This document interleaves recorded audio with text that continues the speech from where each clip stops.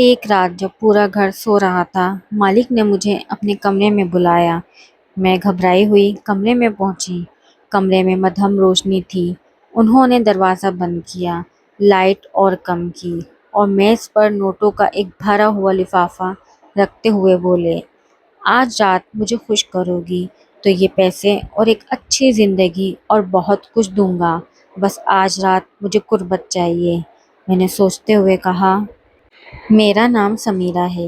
شوہر کی ناگہانی وفات کے بعد 2 ننھے بچوں کی ذمہ داری میرے نازک کندھوں پر آ گئی تھی۔ روزگار کی تلاش مجھے شہر کے ایک امیر گھرانے تک لے آئی۔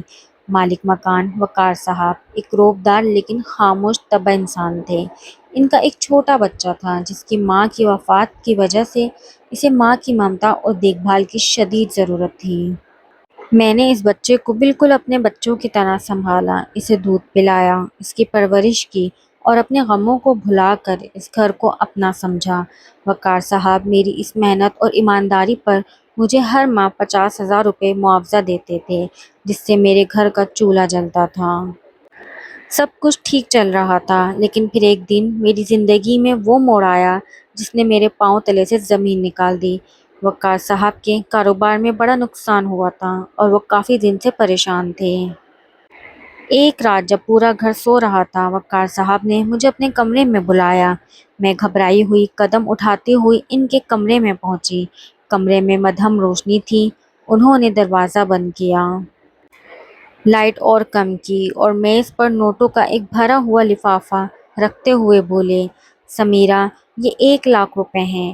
اگر تم آج رات میری بات مان لو تو یہ رقم تمہاری ہے اور آئندہ بھی تمہاری ہر ضرورت میں پوری کروں گا۔ یہ سن کر میرے تن بدن میں آگ لگ گئی، میری آنکھوں سے آنسو جاری ہو گئے اور میں نے کانپتی ہوئی آواز میں کہا، صاحب، میں غریب ضرور ہوں لیکن بغیرت نہیں۔ میں نے آپ کے بچے کو اپنے بچے کی طرح پالا ہے، میری عزت کا سودا مت کیجیے۔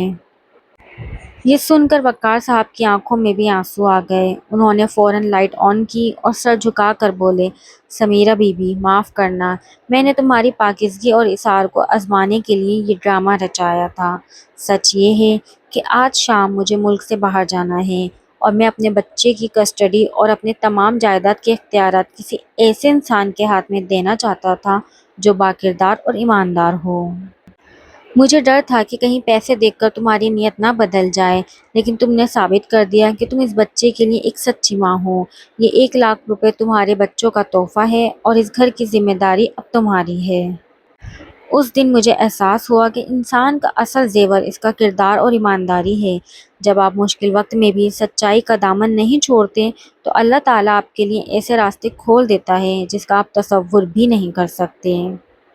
دوستو، اگر آپ کو وقار صاحب کا یہ فیصلہ اور سمیرہ کی ایمانداری کی کہانی پسند آئی ہو تو ویڈیو کو لائک ضرور کریں۔ آپ کی نظر میں کیا وقار صاحب کا یہ امتحان لینا درست تھا؟ اپنی رائے کمنٹس میں ضرور بتائیں۔ اور مزید ایسی سبق آموز اور جذباتی کہانیوں کے لیے ہمارے چینل کو سبسکرائب کیجیے۔ شکریہ۔